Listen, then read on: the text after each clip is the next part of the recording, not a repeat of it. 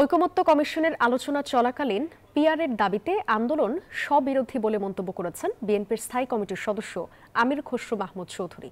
নির্বাচন নিয়ে অনীহা থেকেই জামায়াতের এই কর্মসূচি বলেও মন্তব্য করেন তিনি। দুপুরে রাজধানীর একটি হোটেলে সাংবাদিকদের সঙ্গে আলাপকালে এসব কথা বলেন আমির খসরু। তিনি অভিযোগ করেন, একটি গোষ্ঠী দেশকে অস্থিতিশীল করতে চেষ্টা করছে।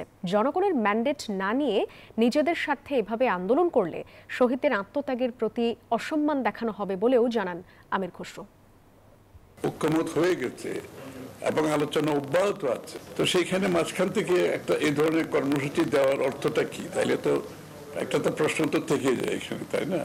এখনো আলোচনাই শেষ হয় নাই, এর মধ্যে কর্মসূচি দিয়ে তারা দেশের মানুষকে কি বোঝাতে চাচ্ছে? ঐক্যমত হতে হবে। বাংলাদেশের মানুষ যেখানে রায় দেবে, বাংলাদেশের মানুষ যেগুলোতে ম্যান্ডেট দেবে, সেটাই হবে আগামী দিনের বাংলাদেশ।